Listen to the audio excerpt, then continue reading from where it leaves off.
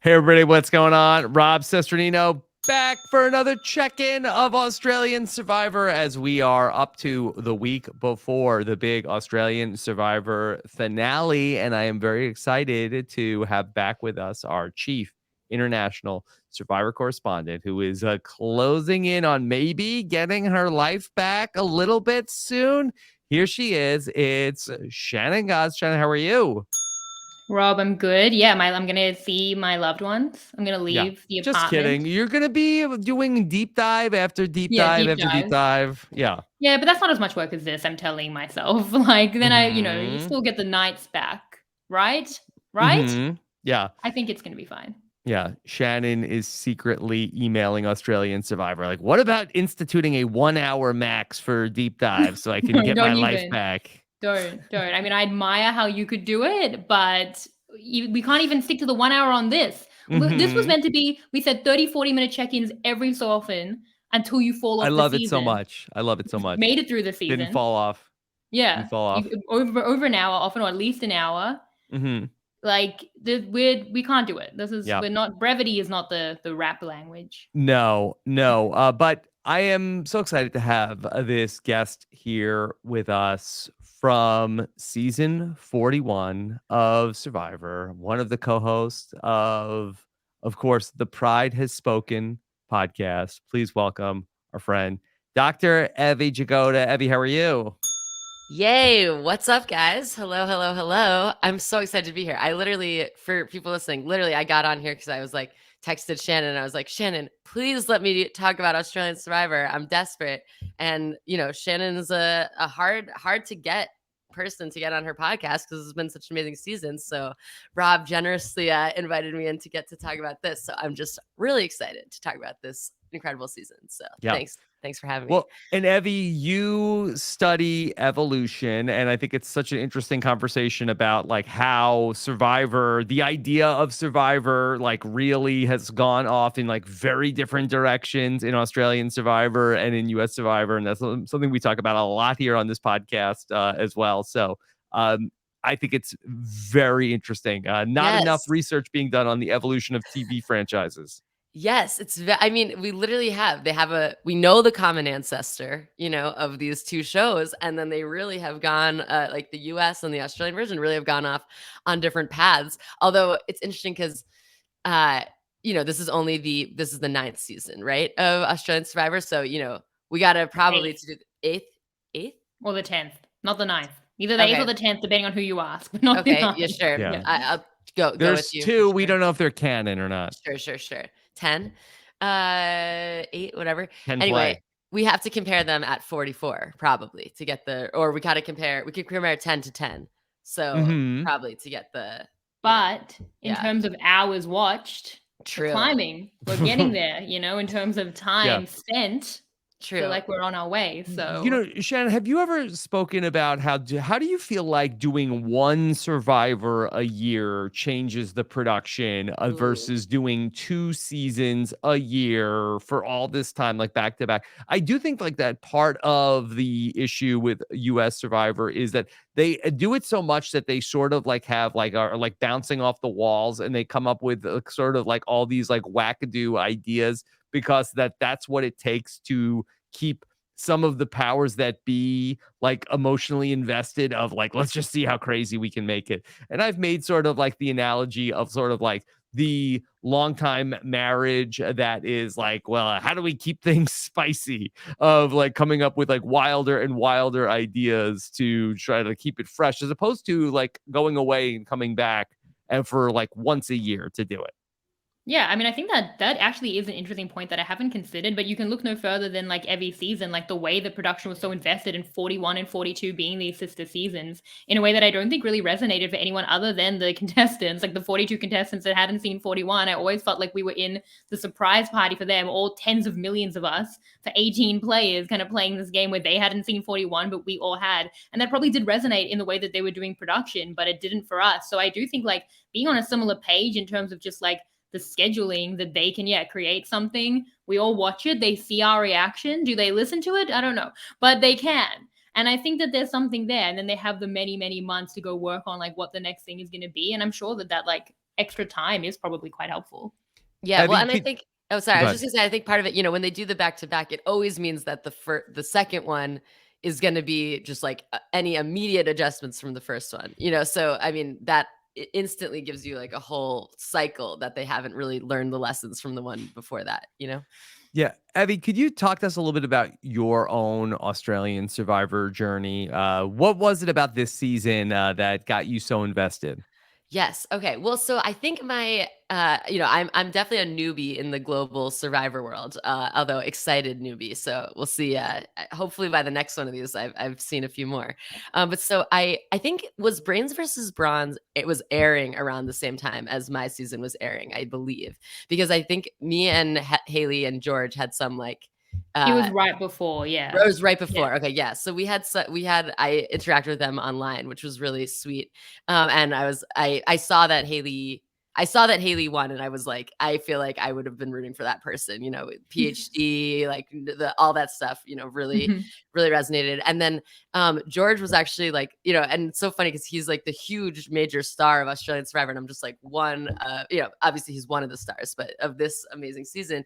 And when my like Instagram got locked out a year ago, George was actually one of the people that helped me figure that out. And he Social DM'd me, he was like, game. "Oh, that happened to me. Like, reach out to CBS. That'll probably help you like solve the problem." Oh, Which is I thought you were very gonna say kind. that he like went to the Instagram and like made them like some sort of like ultimatum. Oh, that would Get be my friend amazing. Evie back in or else. And surprise voted out Frasier. Yeah, yeah, yeah, Hmm. yeah. No, so anyway, I was aware of them all, and it seemed like an amazing franchise. And then I watched some of Blood versus Water. I mean, they hooked me with Sandra being on it, and I really wanted to talk to Shannon. Again, this is like one of my themes is that I like talking to Shannon, and I try to figure out ways. Hmm. So I was like, Shannon's really smart. How do I get to talk to her? I guess I should watch Australian Survivor. So I watched the first probably third of Blood versus Water. And then when I got spoiled on when Sandra got out, and then I couldn't bring myself to watch. I just felt not excited to watch that episode, and then just stopped watching it. And saw on Twitter and stuff ish what happens. So very new. This is my first time all the way through. Very excited. Yeah. You Yeah. know? I'm excited too because I listened to, of course, Shannon had a great conversation with Adam Klein, just one of the best people in the world that you could talk about Survivor with. So that was very fun to get to hear Adam weigh in on his thoughts on the season. But as you both talked about, we don't know how this end game is going to play out because we don't know if there's a final two, if there's a final three. And Shannon, I guess the question that I have been sort of wrestling with is that is this fair to the players to not know if it is a final two or final three? Or is this the most idealized version of Survivor where the players do not know if it is a final two or a final three? Because then you really can't plan for that. Because I feel like there are not many times in Survivor history where the players don't know if it's going to be a final two or a final three. Yeah, well, we love when things are shocking and then we think it's one thing and then it's another, and then Sari is voted out at the final three. No, we hate that. We hate it when that happened. I think for me, I used to say, oh, I'd like, change it up, and then the players don't know. But really, that's because it was my gateway to being sure that I was a final two person. I just wasn't there yet. And now I know I always wanted to be a final two, and I always want the players to know that. And I think like gut instinct for me, like I want the players to be able to plan. I don't love that it could be like, you're screwed over by a thing, or you have a really smart thought and you're trying to game production, like game the players. So I would rather that they know and can make smart or bad decisions based on that knowledge, which is probably a running theme in my coverage at the moment. Yeah, right. Like that's what we want. And also, it's so hard to analyze. It's so hard as a podcast. It is, not to make it but about me. It's this really could tough. be like a reverse Sari for George, where so Sari ends up losing in Survivor Micronesia. Spoiler alert, because it's gonna be a final three, and then surprise, it's a final two. But if Matt and Jerry think it is going to be a final two, but surprise, it's a final three. Evie, this could be how George wins. Yeah, but that would be I feel like awful. George deserves to win in a way where George won. You know what I mean? Yeah. Like, and I do feel like if that is how George wins, and True, but I would take that over the alternative. No, I don't Yeah. think I No, would I because think I would have to leave Twitter because I've spent the whole yes. season saying they're not rigging the season for Wah, him, and if they like, wah, it's rigged for George. No, I Wah. think the they might dream be right in endgame that one. here, the dream endgame here for me is that George pulls a Tony Yes. in Cagayan and somehow magically like Yeah. that would be the Yes. capstone of this. And it Yes. can 100%. be done. Like let's not say that if it's definitely a final two, Yeah. George is I mean, not making it there, you know? Evvie, Shannon did call that the greatest Survivor move of all time on her podcast with Adam already. Leave it So to you. Oh, I guess okay. it can be done, but It Yes. can be done at its best, and is George capable of that? I think we agree that that is true. who's the But it's woo? just that Who's the woo? Jerry? I think Jerry's the woo. but I and you think know Jerry what's so hard? But the thing yeah. is, Jerry's also like not likely to win the challenge, and it's George had this as well with Mm. like Kara, who he was so close to, Yeah. who he would beat, and she was also not likely to win the challenge. Why he always gets these loyal allies who won't also win the challenge? Although Jerry did like it was down to like him and Matt in that like one of the last endurance challenges where they had to like have the things like stabbing Yeah, into their foot. hand on a hard Yeah. idol. Yeah, Wait, also, is there and I'm sorry, I didn't get a chance to I listened to the first 20 minutes of the Adam so Klein fair. one It you came out got, so you know, recently. it I came don't know out how Rob last listened night. to all of it. Get a life, Rob. Is there any I know How dare George you? George is not a challenge expert, but is he sandbagging these a little bit? I'm He so has glad you not been asked taking that. them seriously at all, I feel like, and been joking around, and I do feel like that's made it feel like everybody, even Except Jerry, when thinks he KFC's can on the probably do line. good. Yeah, except suddenly KFC's on the line, he's fine, Yes. you know? I was talking to my brother about this. He has something that he wants to call the KFC theory on Uh-huh, this. And uh-huh. look, it's a desperate hope because I also said it for Jesse in 43 in the desperate hope. Is Jesse sandbagging? Can he do this? Is this the play? You look like, oh, he's an easy beat, but he's not. Mhm. I don't know Yes, that he's a I'm so vegetarian. He would all never in. eat KFC. Oh, well, yeah, but maybe for immunity. Like, has George needed immunity to this point? No. No. So why try? But you know what? He might need as much as KFC this final immunity challenge win. So if that's what it is, and I did say like he lasted I think almost 5 hours in the torture chamber that they put them in the final. It was literally yeah. Anyway, there were nails, but in the final three of Brains versus Brawn is he came third, but Haley inflicted like phenomenally well. So there's stuff there. We know that like endurance might be the best thing for him. We know how much he was working out before the season, going to the gym twice a day. Is there something there? I'm going to desperately hold on to hope because I know that it's that or Tony level wizardry. Yeah. So that's where I we're at, think I feel. I think he at least is I mean, I guess at the beginning he was really trying to be like, you know, I'm working out, but I think he is playing up a little bit. Like he's always joking around with JLP during the challenges and stuff. And it is really smart because I mean, I think everybody left in the game had the plan of I can go far with George and I'll beat him at that final challenge. Like, and you know, I mean, except for maybe Jerry, but or Jerry's plan is that Matt will beat him at the final challenge and take him, you know. So I think it really was the best way for someone with his threat level to get this far in the end game. But then ultimately it's going to be a question of, you know, can he pull it out or does he have the wizardry? Yeah, I dream about it. I'm not lying. Yeah. I dream about it every night. What are the dreams, Shannon? It's George's pathways. Like I said, dead end. And I'm trying to see how to work it out. And I'm so frustrated because I feel like it's a puzzle that I can't solve. I Shannon, can't do you solve feel how like this that happened. George has misplayed at some point? Do you feel like that he erred? I don't know. I think that he's such a big threat and he has this physical deficit, maybe, or he's been playing it up. If it's a real physical deficit, which again, I kind of do lean to, I just think it's a hard game. Like, why has Serene never won? It's really tough. It's tough to be like such a physical, like not like a liability, but like you can't rely on it. And then like a strategic master. And I think that what he wanted, he couldn't have. Like what he had to go against Shawnee. So that gameplay is gone. She's coming against him. He had to go against Haley. He clearly thought his ticket was Haley. That is an ally and a friend who can and has won a final challenge, who might think that she's strategically matched against him because she's Haley. But just because her game had to be so subtle and his game was so big, she rightly read that wasn't true. She's coming against him. He has to come against her. So he loses that option. Where is the option of someone who will take him, of someone who can win, and of even a bigger threat to him to push as a shield? Like we should talk through continuously his decision at the final five. But even in, you know, Matt or Nina, I just see different options that are bad. I don't see the light. I just see a dead end, and then I wake up screaming, please make it stop. Well, would Liz not take him to the end? Right. This is my question is Liz and Matt. If it's Liz, Matt, and George somehow, I do feel like, I mean, I think I How actually did think, that happen? Like, let's first right. get I to mean, that point. it's maybe Liz wins the next challenge, So I and was Yeah. thinking about this. yeah. I actually was just thinking about this Okay. again Yeah. in my waking nightmare that is my current life. So if Liz wins the challenge, should Matt get rid of Jerry? Because then if he gets rid of George, if Liz wins, she's going to take Jerry. So maybe there's something where you Mm. take out Jerry. I don't think so, because I don't think Matt beats Liz in a final immunity challenge. I think that if taking out Jerry for Matt is like a game losing move, Mhm. Mhm. especially because then you're like, well, if Liz wins, then she might take Jerry. But in this instance, she wins and takes out George, so she takes Matt. But in that way, she's won and taken out George. That'll only better her jury chances. At that point, Mhm. Matt needs to win, take out George at the final four if Liz has won immunity, and then win the challenge to win the game. Either way, like you have to win the challenge. So I don't see how Jerry goes there. I don't see how Jerry and Matt at this point break up. They need each other Okay. from a final tribal council standpoint.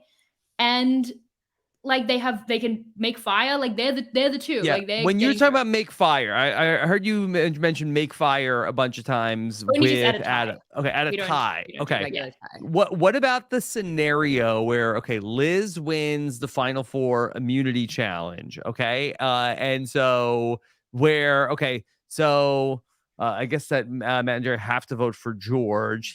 Then he would have to make the fire. Yeah, I don't So think that Matt should turn on Jerry. And even if yeah. like Liz and So George turn on could Jerry all and then right. send like George Or to fire Liz, making, Liz Jerry and George probably vote for wins. Matt. Maybe there, Yeah. maybe And Matt George. wins fire making. Okay. Like Matt and Jerry are probably the two making like winning a fire making. Could at that time. Liz beat Jerry in making a fire? I mean, I tend to think that Liz again gave up on the fire in the fire challenge to help Matt, and Jerry's like the camp guy. I kind of feel like Jerry would Mhm. be good at fire, and I know that Matt is, so I back them both. It's got from some afire. Gabler vibes. Well, yeah, is that what we're seeing? Yeah, I wouldn't give him I don't know. 0%, so I've learned my lesson. It's hiding in Um, plain sight.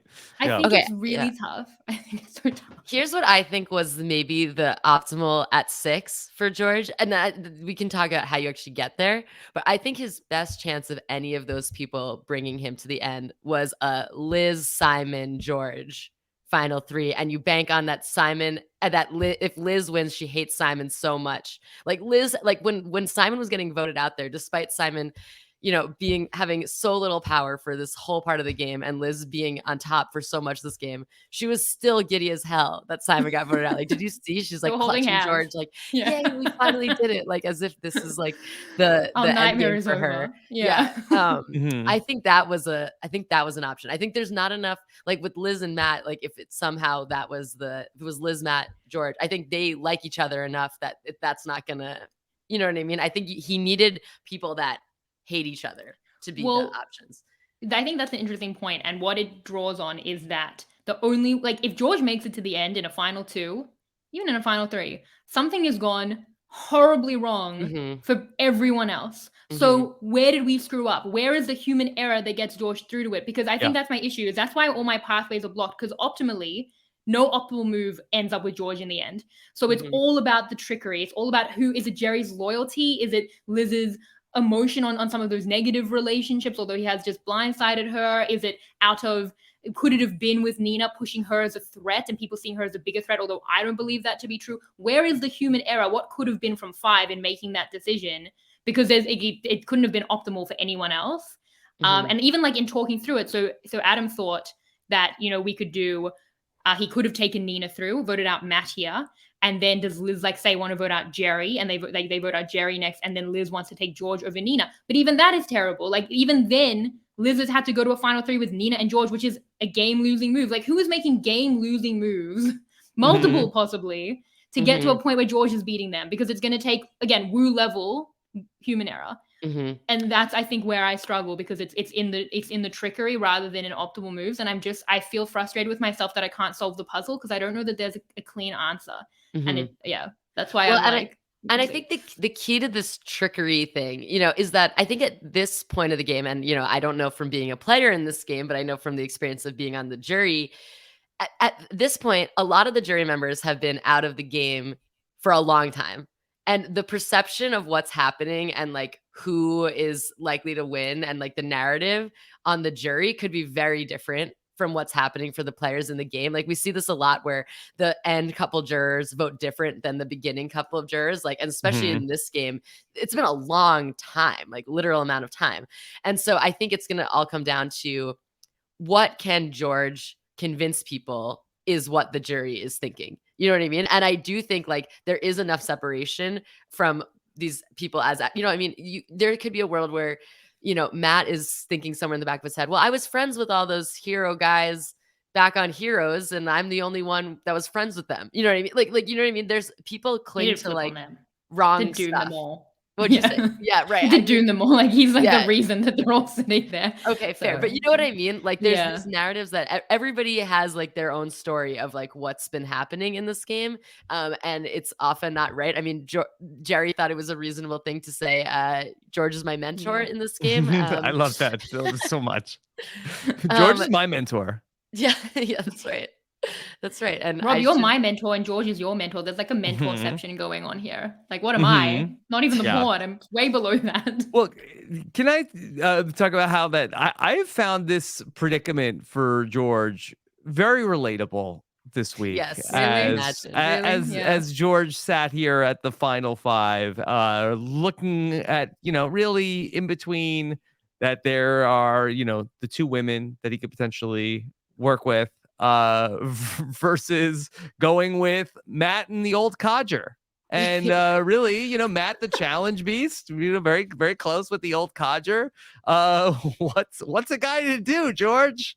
And Matt you were Matt's mentor, you know, but he did figure it out. Credit to Matt, you know, that I mentioned that on Talking Tribal. But I misspoke and I said Matt won the challenge to take you out rather than throwing the challenge as we know he did. Multiple people messaged me about it. Yeah. By the way, Rob, great cameo on Talking Tribal video clips. Thank you. Appreciate that. Enjoy that one. You know, and in, you know, my own situation, which, you know, I like many years later, I could see like a lot of the flaws in what I was hoping to do, but I felt like that having the relationship with the person who I thought was going to be the challenge beast and feeling like that I was going to then be the person to get taken. Actually, one of my major like fundamental mistakes was I really thought that the Final Four challenge was going to be the questions about the jury, which I thought that I was actually going to win, I was actually blindsided.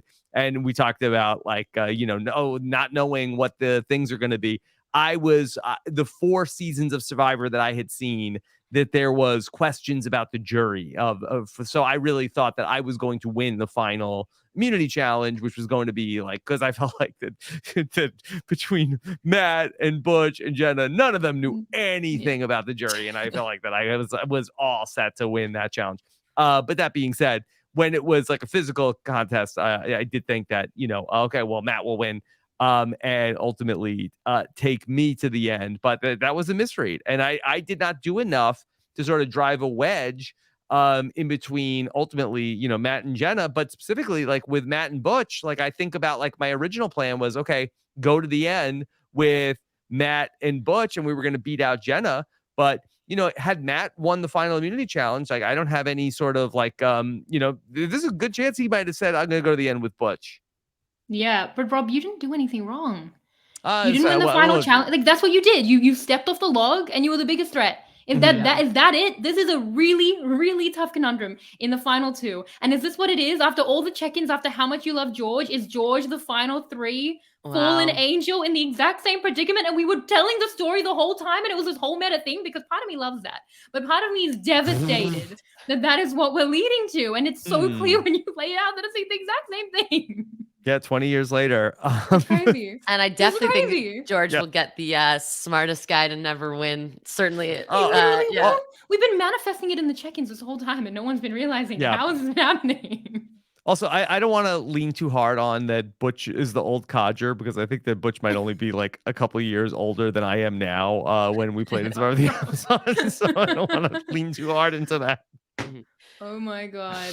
My mind is blown that we've been riding it the whole time, all in a simulation. Yeah, time is a flat circle. Yeah. Wait, Okay. so Well, I know it's difficult. you say it's not, but like, so is it possible that there's going to be the penultimate episode has no vote out? Because now there's 2 episodes. Like it has to be a final 2, right?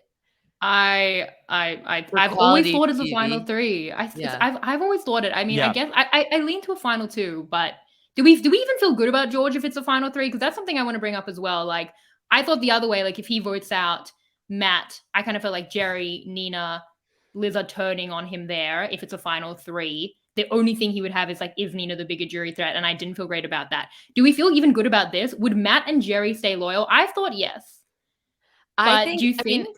I think, well, it depends. Is it a fine? Like, okay, let's imagine it's a final 3. Is it like how, I mean, what one of the coolest, it's, bringing up the Cagayan parallels again.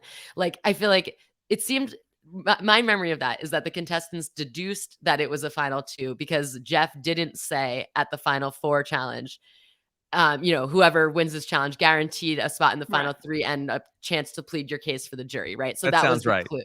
That was the clue. Spencer realized that, told Tony, epic, like that's great. Some He's great a super stuff. fan. I still remember that Super confession. fan, Yeah. right? Yeah. So, I mean, if JL is that going to be how the contestants do the contestants at 4, if it's a final 3, are they going to know it's a final 3? Does it rely on them being super fans, in which case only George knows that it's a Mhm. No, final?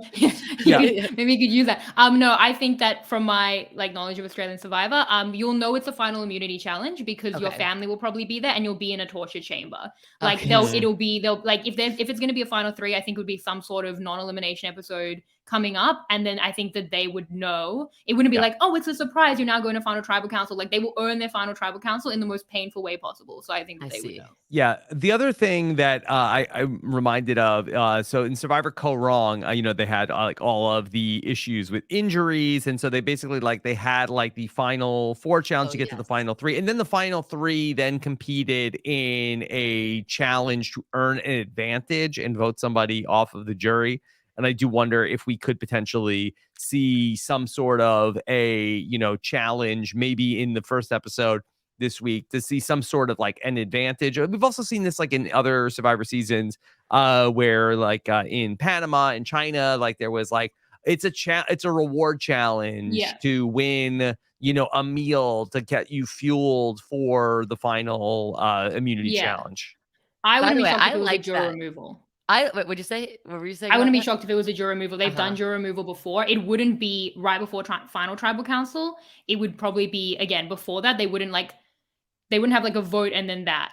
I think that they again like the last thing's going to be final immunity challenge into final tribal council. But before that, I mean, they could do a reward, but I think they would want to go to a tribal council. And even when they did juror removal in 2017, I think they did it at the final 4 when it became a final 2. So they are doing it like rounds before the actual final tribal council permutation has been decided.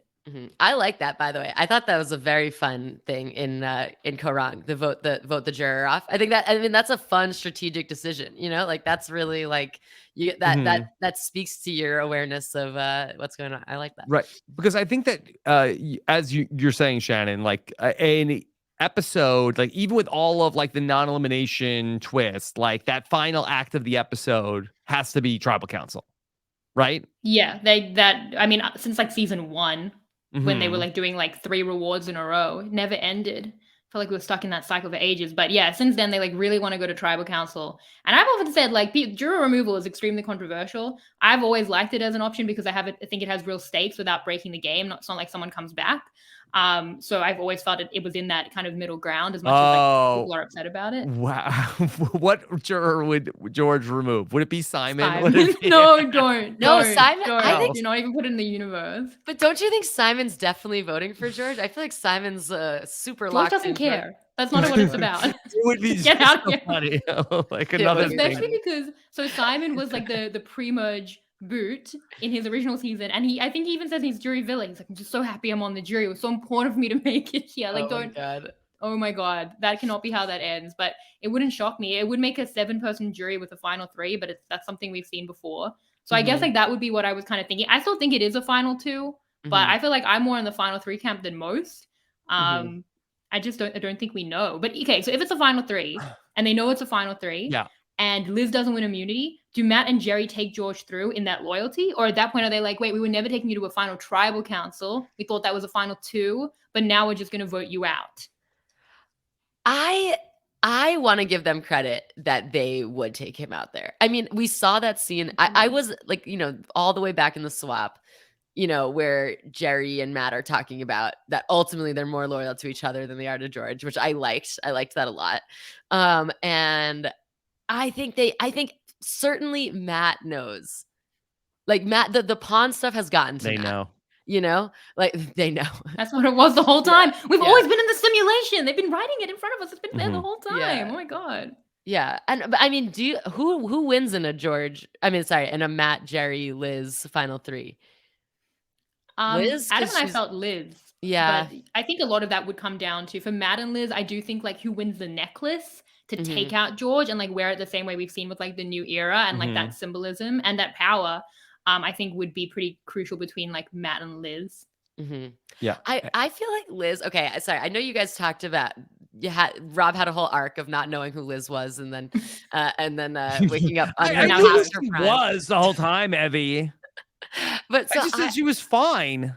I think Sorry, if the whole flick thing hadn't happened, I think Liz lost her confidence there. That's one of my takes. Oh, interesting. I feel like Liz was playing, I thought, very well at the beginning. She got in with the right people. Then I thought she did great in the swap. She really managed to like on her own, I play that part and, be in with the, was not going to be the one voted out at that tribal council of the super villains at that time.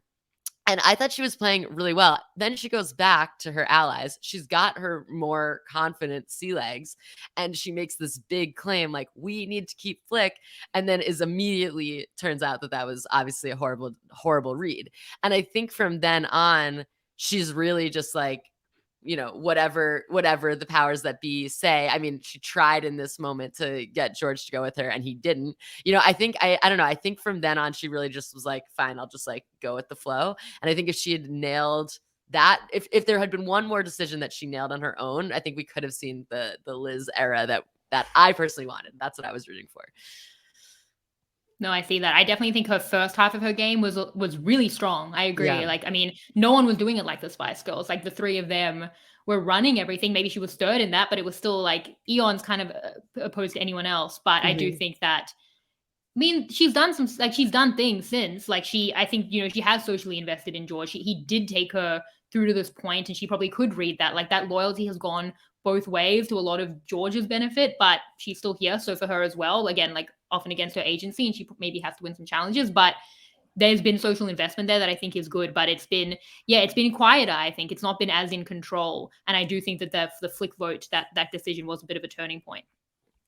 Okay. So much to respond to from what you both have said. I would like to just go back to the final 3 discussion. And I feel like that if I had to put a chip on the table, I'm going to say I think it is going to be a final 3. I feel like that we've already introduced the final 3 into Australian Survivor, right? Last season.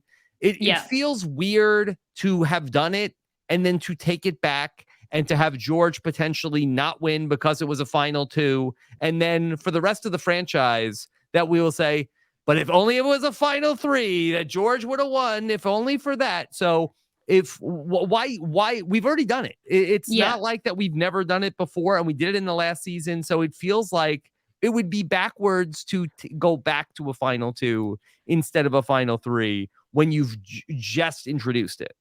Small point on that. I completely agree, and that's why I thought it the entire time. Both seasons have an injury that has to be accounted for in a non-elim. So it's not even like, well, that had an additional injury where we didn't want to put in an additional non-elim. Like it would be the same structure.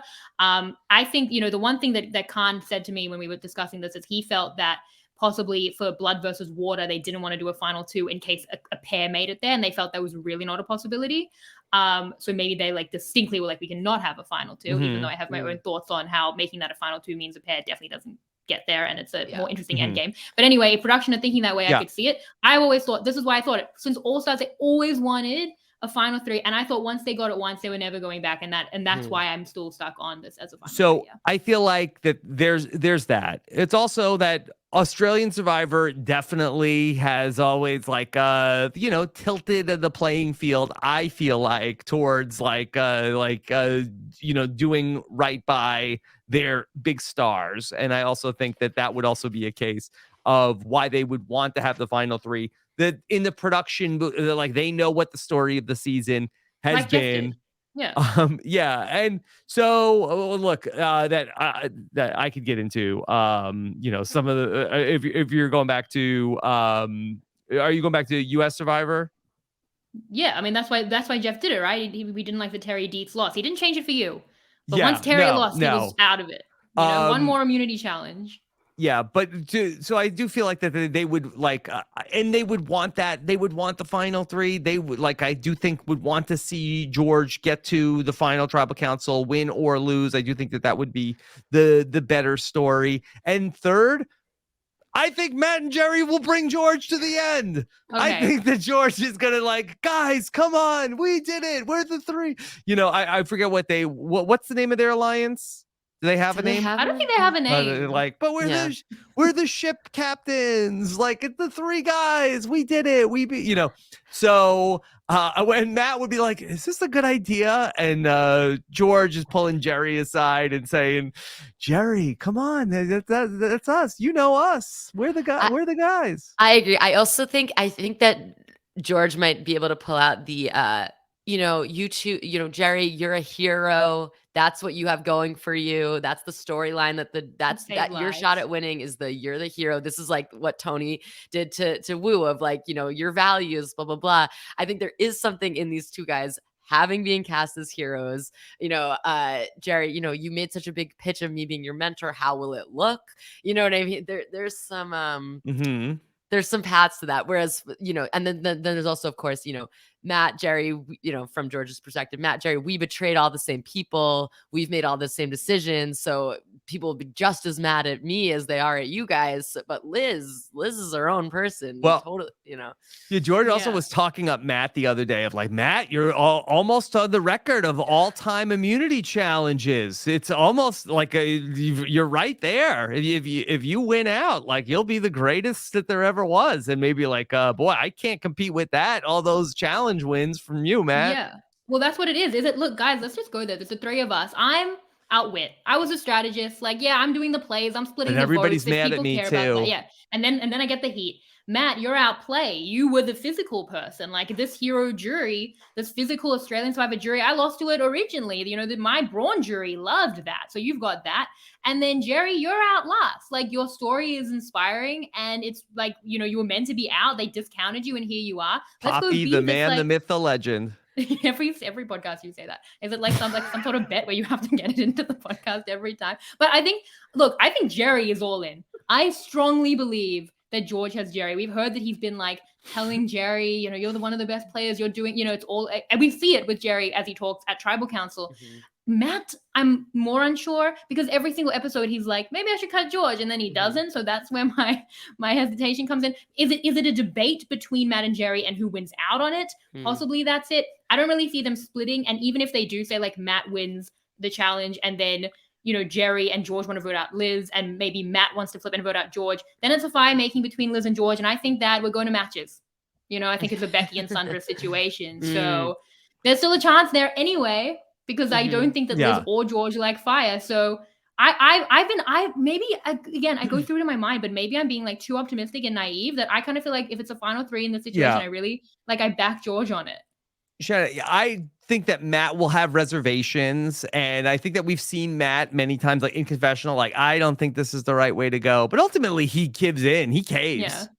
Yeah, yeah, but maybe Jerry will browbeat to him. an end goal. Yeah, I think Jerry's all in. I think it comes like down to that discussion. But I lean to thinking it's okay, and that was why I feel that like if there's any doubt about a final 2 or 3, if they have as much doubt as I do, and I don't know what they're thinking out there, then that's why I feel like going with this bet on Matt and Jerry and hoping the loyalty works out and not burning Jerry, who could be his advocate to get him through, is the bet, rather than having kept Nina and hoping to like push out another jury threat or have what I think would have been going down to a final 2 pretty versatile options. But as I've said, none of which makes sense, none of which get him to a final two if everyone's playing optimally, because it's really going to have to be on extraordinary human error across the board. And I think he's relying on the human error of loyalty and emotion for Jerry.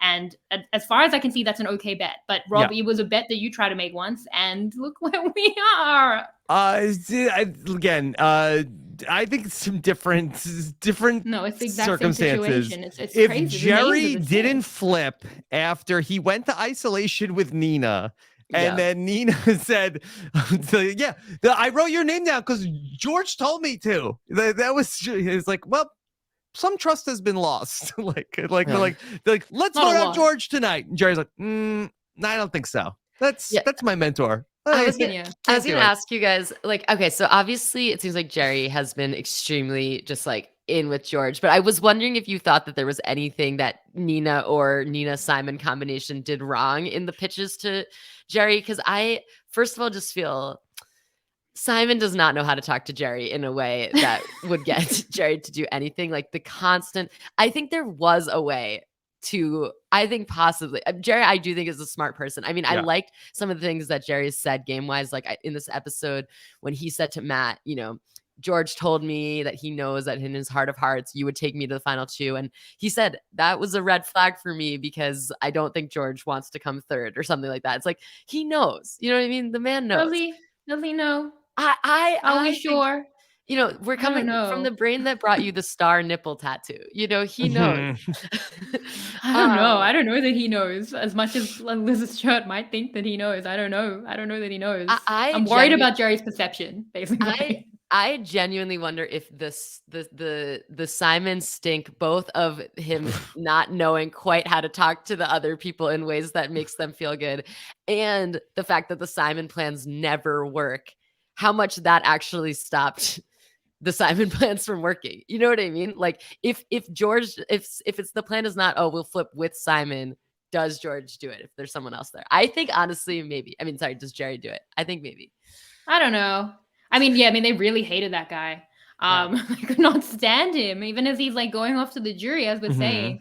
I think, I mean, like it's hard because you want to talk Jerry up. Like, I think that's the way that clearly that George has been speaking to him that's really resonated, and not just talk down to him, which has not been as effective for Simon. But I don't know that there's enough there. Like, you are competing against George's mastery and how he's created that. And also what a lot of people have agreed is logic in going through with George. And we've seen that there is a valid pathway there. So I guess it's really tricky. And Simon is a big threat in his own right. Like, as we've seen, even with the jury, and as a physical competitor, such a big threat. So if you're looking at like Liz or Matt in terms of flipping with him, like they might have had reservations around him being like someone who was locking them out of immunity challenges. So I feel like, you know, for Simon, his game was set so long ago. No one has been talking to him for so many weeks that it's just like beyond anything at this point.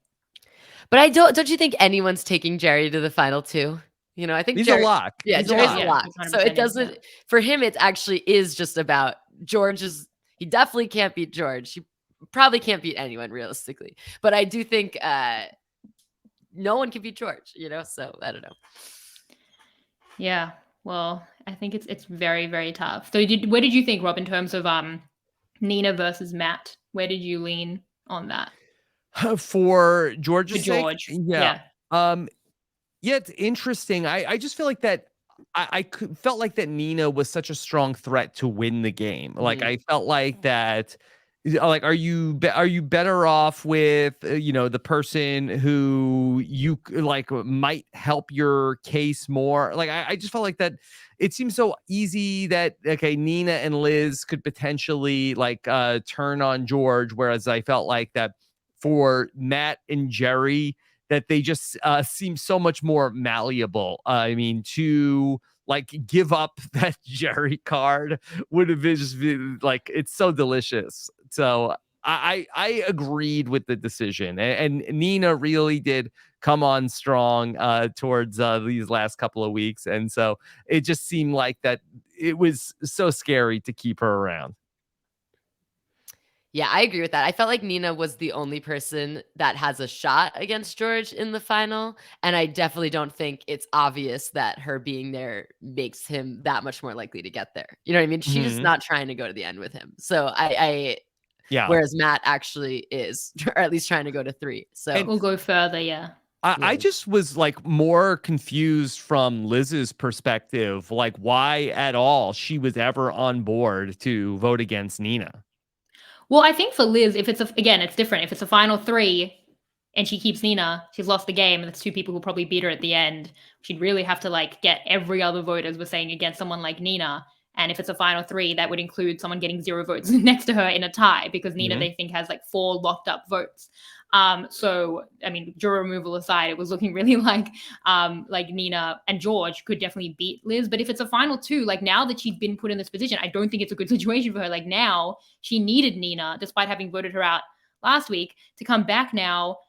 Where's she going in a final 4? Definitely, if it's going down to a final 2, we think she's gone. She has to win immunity. Maybe Jenna Maraska style, she will. But if it's a final 3, even, we're thinking they're going to stay loyal to George, so she's already in a dicey spot there. So she probably needs to win immunity at any final 4, and then let alone to like a final 3, it puts her on a more difficult path. Whereas if she were to keep Nina for a final 2, take out Matt, take out a big challenge competitor, and then has a much better chance of winning the immunity challenges. And then she could like use Nina. Like the optimal move would be to take out Nina at 4 and hope that, George is on board with that, even if he might want to use Nina. But you take out Nina, win that challenge against George and Jerry like 9.8 times out of 10. Yeah. Take Jerry and win. Like that's a pretty good path. Or vote out George at the final 4, and you'll still have a pretty good shot in the immunity challenge against like Nina and Jerry. So physically, I think it gave her a lot of control of how she could get to a final 2 with Jerry, which would have been a great spot for her. But yeah, final 3 would have been difficult. So it's difficult to analyze. I'm not complaining. I love Liz. I'm very grateful for the moves that she's made to get the season to this point. So that, you say suboptimal, I say I stand. I also, again, you are on Twitter. Again, it's all about how everybody also sees themselves. Like the way that Liz talks to George is very like, oh, George, like she acts like he's like the dumb younger sibling sometimes, like in the way she's talking younger than him, but yeah. No, I'm sure, but she talks to him in this way, and when her and Shani were, you're being emotional again, George. Yeah, exactly. George, come with take this machete out of it, come on. Yeah, how George always doing stuff by emotions. Classic. Exactly. George, classic George. Yeah. Come on, totally. George. So, she might have this perception, George and I were together the whole game. Like the whole game, not like Matt and Jerry. Like I do think people might be higher on their games than they should be, or in terms of the jury perception. So she might not be as worried maybe of the jointness of their game. But you have to imagine, Shani said we have to take out George. She must know that. That's in there. So they don't know. They gave us that whole edit of Liz sitting there with Matt and Haley saying, burn them all. You know what I mean? I feel like I wanted the Liz revenge arc so hard. I'm sad. I'm still sad. Evvie, you can't blame her. She didn't want to do it. Yeah, they know. I can't blame her. You got to trust Liz's instincts on this. It did lead her to get blindsided at the last vote, but it's fine. She knows she's in the spot, and if she's a Jenna Maraska, that's a good situation. Clearly, if history is repeating itself in the simulation that is life. Look, that is an outcome of this season where Liz wins the last couple of challenges here and wins the season. That is a legit outcome that's on the table. Yep. Yeah. And that's Survivor. Yeah, 100%. I think that is probably true. In terms of what has Twitter been saying, Rob? I see that you've been on Twitter. Yes, I have been on Twitter, and I have to say, people complain about, oh, this was not enough happened, but I say good. Then I didn't get spoiled on anything too exciting. I'm that's my fear is that that George is gonna get voted out. I'm gonna get spoiled. So if nothing happened, if nothing happened, it's good. Then I didn't get spoiled on anything important. Okay, well, that's what everyone's thinking about is whether you're going to get spoiled. You're like the people who are on Twitter, stop spoiling. I'm like, the episode aired. You know what, Shannon, I did feel like this week after I said, you know what, Shannon, you don't spoil me that much because you're posting a lot of text. Oh, I'm so sorry. And then I felt like that you're like, oh, I got to amp it up. I got to post some media, not just text. But it wasn't spoiler media. It was just Liz with the machete. Mm-hmm. Right? Well, that was mostly it. And I did some screenshots, but I got spoiled in the exact way that Rob was talking about. Mike Bloom posted a picture of Simon. I saw a tweet from Shannon or He's someone out else. of control. I did the word thing, and then boom, So much text. a glory Simon pick, and that's right. I'm like, here's this essay about Simon, and if you want to read through it, then you are spoiling yourself. You're making an active decision with every word, and there are hundreds of them. So, well, yeah. I came across one of your tweets that said, "Oh, my winner pick," but I didn't know who your winner pick was. I'm like, okay, Shannon's winner pick. Let me see. It might be George. Could be Nina. Maybe is it Simon? Simon and Nina were both very popular winner picks. So it was probably a bad week across the board for people's winner picks. I know Jerry's safe. You know who felt good about Jerry? Bryce. Bryce was like, Jerry! And that played out. Yeah. So, I mean, doesn't he even know about the nipple tattoo? Like, we need to tell Bryce Freakiest freak. Yeah. I think we need to do an emergency podcast with Bryce just on the nipple tattoo. Yep. Like, I think that would be worthwhile content. I'll just put it into my schedule. Okay, I have an Australian Survivor question for you. Do they do the seats at Tribal Council based on like alliance? The seats are dead giveaways of the relationships, and George pointed that out of like, I was nervous of where Matt was sitting, which was correct. You know what I mean? Like, is that a thing? Yeah.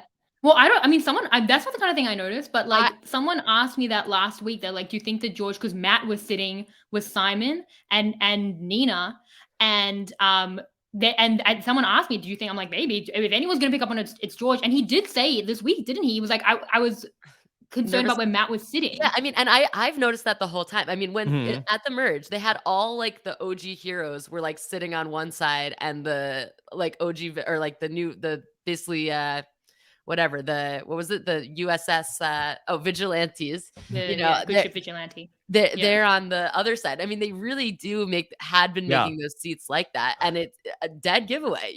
Good for George for picking that up. Well, I do think that is something with Australian Survivor versus US Survivor, where I feel like that the people that they can like press those advantages in ways that so many of the people that are sort of like just like the recruits and the cannon fodder can't. And it does become like sort of like a self-fulfilling prophecy that the people who are like the better players like are able to do the most. Whereas on US Survivor, that that it's such a high bar of like super fandom that you have to even get on the show. I almost feel like that the advantage of being like a super duper fan is sort of minimized in US Survivor. Oh, definitely. And with all, the game changes that have happened, it's really hard. Like I remember in my season, I was very much like, Jeff said we won immunity, and Jeff never wouldn't lie like that. That would be a lie if we didn't have immunity. Oh boy. And then it turned out that turned out great. My super fan and my belief in the system was wrong, bit me in the ass. So no, I totally agree. But and the disparity in fandom in Australian Survivor is ridiculous as well. So it definitely much, much larger than there is in modern US Survivor. Yeah. So George can see something that there are people that are on the season that don't even realize is a thing. Let alone he's played. Like, they haven't even watched it, and he was on the season. So, that is crazy how big that disparity is. I'm not complaining. Right. Clearly. Well, and listen, okay, if there is, it sounds like, Australian Survivor, whether it's true or not, maybe there's some more like producer helping or thinking, in that way. I think, honestly, when you think about reality TV, like, okay, so can I do a small tangent? You guys have Please, go for it. We don't like tangents. Okay. Yeah. I was on a little bit of a Survivor break. I didn't yet watch Survivor 43. I was on a break. We were on a break. We were on a break, and I needed to fill that time. So I didn't actually watch The Bachelor, but I got very into this podcast called Game of Roses, which is a Bachelor podcast. Have either of you guys heard of it? I've heard of it. Yeah. I'm a big Bachelor fan. So they're very much like The Bachelor is a game, just like Survivor or anything like this. And I think one of the concepts that I really like that they have is this idea that you're, as a contestant, playing to multiple audiences. So in The Bachelor, they talk about, you're playing, if you're, a woman in the Bachelor season, you're playing with the first audience is the Bachelor, the second audience is the other women, the third audience is the producers, the fourth audience is the audience, the people watching. Yes. And that's a very intriguing, and you kind of want to be doing well with all of those audiences to be a successful, get what you want out of being a contestant on these shows. And I think, with Survivor, obviously winning the game comes with $1 million or 500,000 Australian dollars. So the actual winning the game is more important than stuff like, being Instagram famous and things like that. But, Maybe, potentially. maybe, right. I mean, when you think about playing towards the audience of America or the producers, you can be thinking about, not just being a influencer, but am I going to be brought back as a returner? Am I, in terms of like, are people, everyone wants a good edit, right? Everyone's thinking about that fourth audience on some level, the America. And, if George is smart enough to get the producers to really like him from being really good TV, that is part of being, I think, ultimately a successful player of these games. Like some of the winners that we've had in US Survivor have a hard time because they played a really good game for winning the game, but the third and fourth audiences, the producers and the fans weren't that into it because it wasn't that fun of a game, and then it's not that fun of a time, but they got $1 million or whatever. But I think I completely agree. Yeah, but I think you it's also with George. Yeah, particularly with George. I do think that there is like, I think they should tell the players like, hey, like you could play like a really like boring under the radar game and win. And that's your decision. And if you want the win like that, okay. But also know like we really can't show anything of that. So if that's the game that you are choosing to play and not giving us really anything that exciting in the confessionals, we can't show anything of that. And so you are making a choice by playing that way that we are sort of like kind of boxed in to try to show that. And so, please like help us, give us a story that we can tell. Right. Which obviously, with Survivor, winning the game is objectively awesome. So, it's maybe worth it if you think you can really play that way. But if you're going to come second, third, fourth, fifth and played a super under the radar game with not good TV content, you know what I mean? It's just not going to be that successful of a, whatever you want to do with that. So George kills it with all the audiences, Yeah. Well, I think it depends on who you are. Like when I asked David Zaharakis, who's a very successful footballer, who's got a whole life ahead of him that I'm sure will be great. I was like, you got 2 confessionals. Let's talk about it. He was like, I'm not there to have confessionals. Like, I think that, he's an athlete. He wants to challenge himself. He's not in the, professional sporting world anymore. He's there for the challenges, the mental game that we didn't really see from him because it was hidden in the edit, but he seemed to be really important. And I don't think he's there to like, be on, oh, look, mom, I'm on TV. And like, not necessarily saying that that's true for George, but for George, it's not about, look, mom, I'm on TV.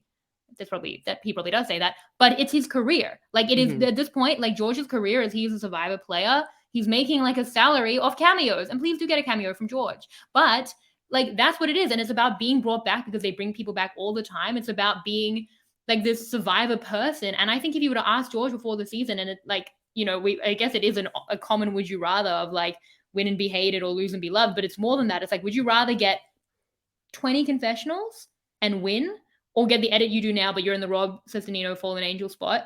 I think he would choose to be the Fallen Angel. I think, I think for him, it's a better business decision of what he can achieve going forward. And if he can win that way, that's even better. Like if we're close to it, but it's tough. But if we can get there, then that is the best case scenario. But he was always coming out to play hard, and that was how it was going to be. What is the prize on Australian Survivor? $500,000 tax-free. 500,000 Australian tax-free. Yeah. So that's like $360 about US. Yeah. So yeah. Yeah. And he did win $60K. Right. I mean, I was shocked to hear on one of your previous podcasts that there is no big prize money though for the like second place isn't that $0. Good. Yeah, right. And which is in American dollars, that's about $0. Right. Yeah. There's no stipend, there's nothing. I think it's like $100 a day or something like that. Well, that's what I a lot of days. Yeah. Make a fortune in the amount of days. Yeah. So yeah, I guess the question I also have for you both is, now that it has slowed down a little bit and Twitter is quite upset about it, they're really upset about the confessional chart. Said in the Adam recap, but yeah, George 60 more confessionals than the rest of the final 4 combined. How are you feeling, like Evvie, and Rob, obviously you followed it the whole season. I'd love to get your take as well. Yeah, I mean, I think it's what is this it really depends on who wins for me on how I feel like this end game was. I mean, first of all, to be clear, it's a top 5 season. I mean, amazing Of what? of Ever. Survivor, Oh, I wow. think. I really do. Wow. Wow. I think that up until, mid merge, it was one I of don't the hate the most take. yeah, I think that was one of the most exciting seasons. I think that like you guys have talked about this a lot, but just like every episode you understood what was happening and it was still extremely exciting. Like the excitement didn't come from like, Mhm. wait, WTF, I don't understand what happened. It came from that you did understand what's happening. And for a long time, it was like always the people that you wanted to be succeeding were succeeding despite the odds. You know what I mean? It was just, it had it all. Mhm. Loved it. Yeah. I think if George wins, I do think this becomes one of those seasons where it's like, I think it's like, oh, it was a really great one. And then you get to watch George's game. And it's obviously not Redemption Island or something like that, but it's a little Redemption Island-y for me, I would say, if George wins this, definitely the merge game. Because for me, even the Shawnee blindside, I was like, obviously George is going to get this because of the way that, I don't know, it felt Yeah. pretty obvious to me. But Redemption Island, that I feel like is not necessarily like a fair comparison, because that, I mean, it was there was Russell and there was Rob, and then everybody else for the most part was sort of just like, a like willing like cult follower of, basically like how do we get Boston Rob to the end, where George came in with such a big target on his back, and there were so many other big personalities. And while maybe as we've gotten towards the end game, like there's definitely are elements of that. Like I feel like that he had so much to overcome at so many points during the game, where he was like down in the numbers really for, over 50% of the game to get to this point. So I don't look at it as sort of like just a cakewalk that was like No. engineered for a George win in the way that you could argue Redemption Island was. And going back to the confessional thing, I have no issue whatsoever with George Oh, no, monopolizing Rob, this please. the screen time, Just because log out. yes, walk out. No, No, be log brave. out of Twitter. Yeah. Just Listen, Twitter. Okay, all right. Listen up. Okay, I'm gonna talk to you, Twitter. All right. So, what do you want them to do? It's a TV show. We have hours and hours of hours to fill at this point in time. Who are you looking for more confessionals from? If they Liz, had Rob. them, they would show them. If Liz had confessionals, they would put them in the show. They have nothing. They can't have believe this is how nothing. They have Rob's nothing career left at ends. this point. And I'm proud of it. If they had good Liz confessionals, they would air them. I've really enjoyed this job opportunity, Rob, and I'm They're really giving upset that RHAP Jerry is ending. 0 confessionals. If they had it, they would put them on the show. I don't think people are asking for more Jerry confessionals. That's the one where I feel like maybe If there were yeah. I do if feel there was more Liz stuff, they would show it. Yeah, I don't think it's from Jerry and Matt so much. I think some of the people, like I think Nina, I would have been higher on Nina's chances of winning if she'd had a little more pre-merge. Like that was a little weird. Early on, but she had a lot, and I thought Nina's great. Nina's great at confessionals. I loved all of the Nina content over the last couple of weeks, but I don't know, and I kind of feel like I wonder if maybe they didn't give us as much Nina confessionals early on, because I think that maybe is it possible that they were protecting Nina in that Nina was sort of aligned with the people that were kind of the people that we don't like in the season. Also, the heroes were not doing a lot. I mean, I think that what you're saying, Rob, is you're fine and happy with the TV product that you currently have. You don't need to like look at a chart and be like, well, the numbers don't stack up. Like I'm enjoying what I have. Is that what you're saying? Like, yeah.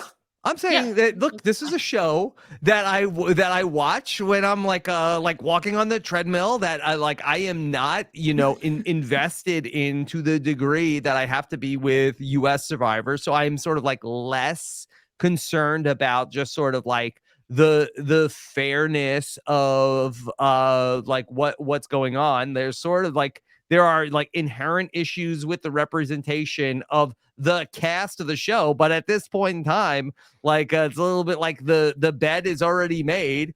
I believe if George is giving us like some like incredible content, put it in the show. Well, I mean, especially at a point where we're saying the show's getting a little boring. Yeah, I woke up to several messages about how I'm biased and how am I going to spin the confessional chart that it's fine, and I was like, damn, it's 7 a.m. But I've said I denounced Rob. No, I mean I'm happy with the TV product. I think the storytelling has been the best it's ever been. It's not been an even edit, and that's clear to see. But I've said the whole season comprehensive. We've seen the story. We know people. They're beyond their confessional charts, and I believe that to be true. I still would like. I'm happy for George to get the 130 odd that he has, but I still would like if we had found more room for this, the rest of the final four, and we could bring it up in that way and show more of those thought processes. And that I do think that we should. But I'm also pretty happy with the TV product that we have. Mm-hmm. And even though, yes, it's slowed down, firstly, I enjoyed a little bit of the rest. And secondly, it's not a cakewalk. There is no cake. I haven't slept in days. If George goes, it's a beautiful defeat and it's heartbreaking. And then it's obviously not the Redemption Island type thing. It's the Rob Cesternino thing. It's a different Rob. And if George doesn't win, Shannon, you know what you're not going to see me doing? Having a tantrum on Twitter, okay? Yeah. Well, yeah, I mean, because I think you've been run off Twitter at this point. I don't know that that's available for you, Rob. But also, if George wins, it wasn't a cakewalk. It will take Tony level wizardry. It will be phenomenal. Yeah. All the most ridiculously unexpected challenge win of all time. But probably even if it is a final three and he convinces Jerry and Matt to go with him, I guess that would be the most cakewalky. But they shouldn't have done that. But I think that the criticism of some of those isn't the cakewalkiness. I mean, Redemption Island, part of the problem is the cakewalk. But I think it's just the outcome is so obvious, and I think that's potentially that's more the issue with this part of the game. Not that it was easy to get there. You know what I mean? Yeah. He clearly, but that's Australian Survivor. Yeah. Well, yeah. Wait, it had something to say. The cakewalk, the expectation, blah, blah. Oh, yes. For me, more than the confessional chart, it's been that every single next time on Survivor has featured someone saying, I'm coming for George this week. And then I know George is not getting voted out. You know what I mean? Like they're not.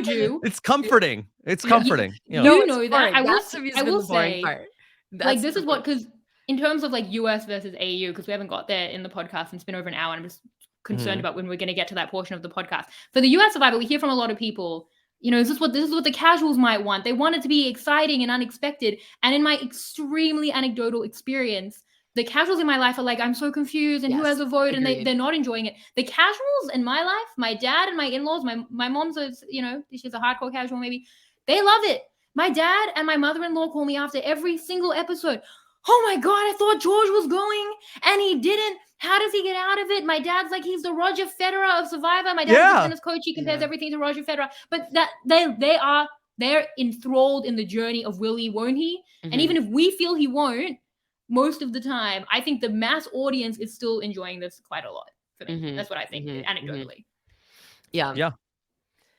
Well, and I do think, I think different to a Kim or a Rob where they did have that physicality. It is still, I mean, it is this, he really still might lose. You know what I mean? Like, and that will be the really interesting part. I mean, it's great though. It's a great season. Like, I mean, that's, yes. The week before with All Stars, when this was the similar Australian Survivor comparison with David, who was like a Greek god. Not saying that George isn't a Greek god in his own right, but I wasn't like, how is David gonna get there? Like, he's got all the confessionals. He's been so dominant. I was like, that guy's gonna win a challenge, and even if he doesn't, they'll probably take him through. And I felt really good about his chances. I wasn't like pacing continuously trying to work out how on earth George makes this work, especially if it's a final two. Yeah. So I think it's tough. I think it's an interesting thing. Yeah. And I think the biggest problem with the edits, I think it's hard when someone was like, it seems like a big part of the show, or got on the show and it was their dream, and then they are totally none of that is shown. That's hard. I don't think that's for these three people, or Jerry, Matt, Liz. They're characters on the show. People know that they exist at this point. You know what I mean? They made it to the final four. They've been in a million episodes, a million hours. I think the other issue with the edits, when you think about someone like an Erica, where I think, she was playing a lot more than was shown often, and I think, and then, she wins and then people are upset that she won because they don't understand why. Something like that. Like that's upsetting as a TV product also, because people don't understand the ending of the show. If any of those three people win, I think we will understand how they won. because because it does feel like the driving part of the story was really their relationships with George, how that positioned them in this game, how George ended up winning or losing. You know what I mean? I think the story will make sense. And I think that is ultimately the thing where when these confessional charts are all over the place, it's therefore the story doesn't make sense. And I also think that it is authentic to the experience that the contestants are having out there in Samoa. That I think it's all about George. I think if you asked like any of the people like in the exit interviews, like I think it was all about George while we were there. So it makes sense for the TV I mean, Evvie, I don't know if you could speak to like, do you feel like the experience of the Survivor 41 players was like, oh, it was all about Erica the whole time, like, and that was not represented in our experience. It was like, no, she kind of like was like it was under the radar. Yes, no, I actually think I think the vibe of what they showed of Erica was right about the game. I think the fact that she had nothing in the pre-merge pretty much made it so that people just counted her out edgic-wise and all that stuff, which I think that was hard, just a little, Erica, Heather, that kind of stuff. But I do think the vibe of, her game popped when it popped, and that's when she won, was true. It was not secretly the They Erica. could just do it better. Yeah, exactly. I think some of the other, some of the other, like Xander and Deshawn's edits were also, I think some of that part of the story was, to me, a little less what's happening. But I think what I would say is, I mean, Erica's story, the way that it was told was bad. The way that the edit was used to tell her story was unsatisfying and confusing. Whereas I feel that this story of this season has been very good. If anything, the best thing you would say about it have been those long-term story arcs. I think the storytelling's been amazing. Has the edit been perfect? No. Twitter people, please stop adding me. I don't know why I've become the face of this. Like, I don't agree that I think that the chats, those resources can be better used. But if the edit has flaws, the story has been great. And I think I know, and Adam kind of felt the least maybe for Matt. I think I know Matt and Jerry and Liz's stories. And maybe it doesn't manifest in confessional chats where you're like, oh, did they not get a confessional then? I think I've seen, and there's probably more, and hopefully we get things like in interviews or deep dives in their thinking, and obviously there can be more. But I think for the story that we have, I get it in a way that is not true of someone, like Erica. So yeah, I think the storytelling's been good, really good, actually. Just to tie it back to the U.S. versus Survivor, that I feel like that, and Adam touched on this in your podcast, like, oh, like people are complaining it's been boring this week, and that's fine because it's better than the alternative, which is a million things, everything, everywhere, all at once, happening in a 42-minute episode where we have no idea what's going on. So we would all rather there be a boring story that we understand than a complicated one that we don't. And and they obviously are trying to, I think probably this last vote was signed, sealed, delivered much more than they made it seem, of like if Jerry's going to flip. Probably all of Jerry's confessionals were like, yeah, I thought about it, but I'm going to stick with George. Stop asking me. I told you already. I'm sticking with George. 100%. So it's like they're not going to show that. They're not going to show people over and over again saying, well, I'm definitely doing the boring thing. Yeah. I still think it's a really, really strong season. I mean, if I were to order the weeks, are week 7 and 8 lower down in that order? Sure. But for me, if I'm getting over 20 hours of phenomenal content before we even get to episode 19, it would take, a bigger boat crash. Look, for me this is a podcast really for people who love Australian Survivor, okay? Right. And if you have problems with it, get out of here. what do people want? No, we can't. Leave, and if you're a Twitter hater, leave Shannon alone. No, this woman has dedicated her life to talking about Survivor at the expense of all other parts of her life. Okay, literally, her husband can't even go to bed because she's up late doing this podcast. It's 1 a.m. and I'm in my bedroom and he can't come in. Peter is like cursing all of us. Think about Peter. Like, 100. I mean, agreed, but also, if you don't like Australian Survivor, you can still stay here. We just respectfully disagree, Rob. It's fine. Yeah. Also, if you don't like the season that you like. Yeah. Also, if you got to this point in this, I mean, it's a lot of hours. Like, and you're listening to an hour of the recap of or the check-in. Like, get out of here. No, I can't believe the people who quit. Yeah. If you don't like this, you don't like Australian Survivor. That's okay. I have said that for a long time. Like, for the people who have the major issues with it, I've often I just can't get into the fact the uneven editing, like all of the non-elims, like I'm like 100%, and I totally get it because it's a different beast. As Evvie said, in the evolution, something has gone haywire. But that is Australian Survivor. So it's like and at its best, it's this. And if you don't like this, like you Go actually watch don't US like Survivor. it. It's fine. So if you do Go like watch that, that. Maybe if you don't like this, then you like American Survivor. That's fine. Go watch or it. Survivor South Africa. I think, that for the people who are like, oh, I've stopped watching now that I'm like, you put in so many hours. The completionist in me does not understand that.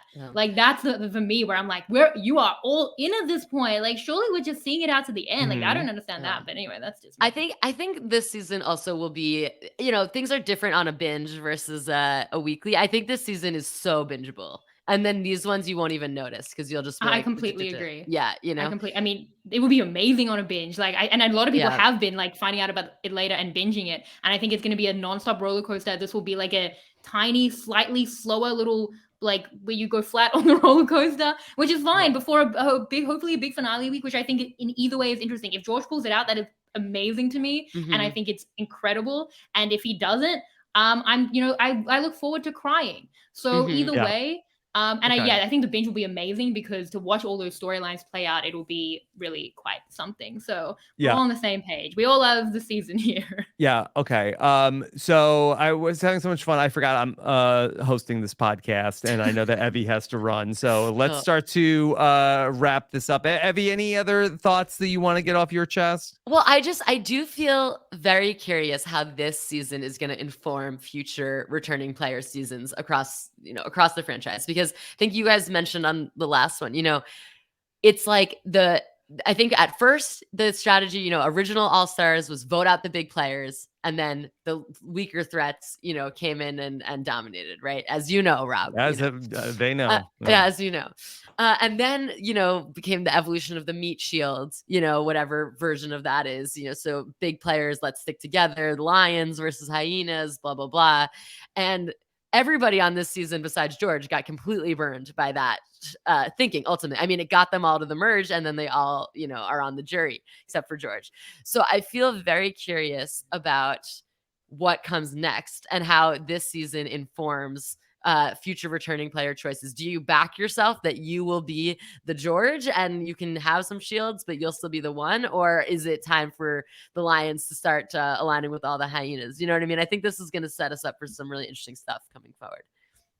Yeah, I mean, that would be assuming that anyone had actually watched these seasons before they play Australian Survivor, but it is a nice sentiment to think about because it has. I mean, we already see the evolution because it's such a different format. It was actually manifesting in a lot of women winning and then the men kind of creating like a all men's thing, which I think they kind of try to do in this season as well. So there are enough people watching and trying to like make sense of the format. And it is like not in its infancy, but yeah, when we're in season 8 of a format, this will definitely kind of dictate. And when this is clearly going to be the season anyone watches before they play, that will inform 100%.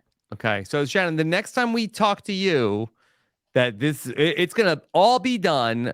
You will have your finale coverage coming next week in the Survivor Global feed. It's crazy. It is really crazy to think about, but I have actually...